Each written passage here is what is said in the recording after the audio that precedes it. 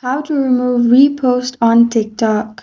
Hi everyone, I'm here to assist you today. Without any delay, let's jump right in. First, open TikTok on your device.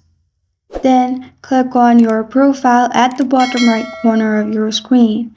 After you have done that, click on two arrows beside the lock button. Here you will find all your reposts. Simply click on the video you want to remove.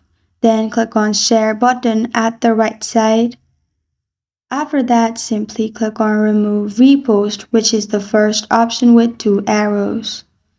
After you have done that, it will be removed from your repost section. As you can see, this is how to remove repost on TikTok. Thank you for joining me today. If this video helps you out, please leave a like and subscribe for more. Got a question or want to suggest a topic? Comment below. Thank you for watching.